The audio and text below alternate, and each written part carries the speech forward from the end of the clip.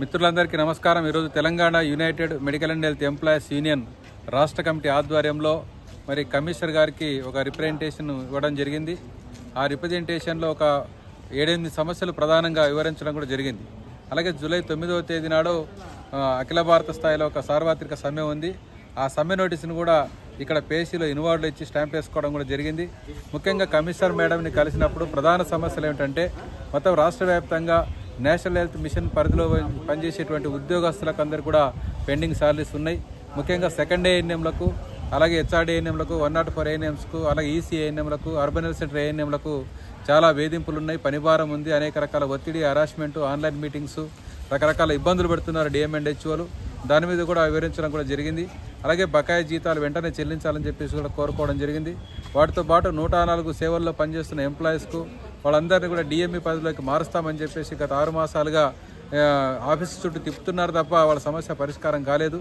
దీంతోపాటు ఆరోగ్యశ్రీలో పనిచేసేటువంటి మిత్రాలకు కూడా జీవో నెంబర్ 60 ప్రకారంగా 19,500 రూపీస్ డిఈఓ క్యాడర్ ఇవ్వాలని చెప్పేసి కూడా రిప్రజెంటేషన్లో రాయడం జరిగింది.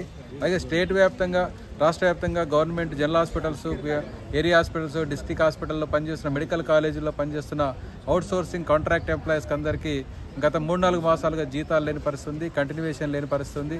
ఆ సమస్యలు కూడా జోడించి జీతాలు చెల్లించాలని చెప్పేసి కూడా ఇచ్చాం. వీటితో పాటు 102 కానీ 108 కావచ్చు, ఇతరత్ర పారామెడికల్ పోస్టుల భర్తీ గురించి కావచ్చు, వీటన్నిటికి సంబంధించిన కామన్ రిప్రజెంటేషను కమిషనర్ మేడంకి ఇచ్చాం. వారు తీసుకున్నారు. ఇతర అధికారులు కూడా స్టడీ చేసి మనం ఏం చేయాలి, ఎక్కడెక్కడ ఏముందని చెప్పేసి కొద్దిగా వెరిఫై చేయమని చెప్పేసి కూడా ఇతర అధికారులు కూడా ఆదేశాలు జారీ చేశారు. కాబట్టి ఈ సమస్యలు పరిష్కారం కాక చాలా ఆందోళన చెందుతూ ఉన్నాం. ఈ సమస్యల పరిష్కారం కోసం పోరాటం తప్ప ఇంకొక మార్గం లేదు. ఈ వారం 10 రోజులు చూసిన తర్వాత జూలై 9వ తేదీన మనం అందరం కూడా స్ట్రైక్ చేయాలి. ఆ తర్వాత కూడా పరిష్కారం కాకపోతే మళ్ళీ చలో హైదరాబాద్ కూడా పెట్టి మన సమస్యలు పరిష్కారం చేసుకోవాల్సినటువంటి అవసరం ఉందని చెప్పి సందర్భంగా మీకు అందరూ కూడా తెలియజేస్తూ ఉన్నాం.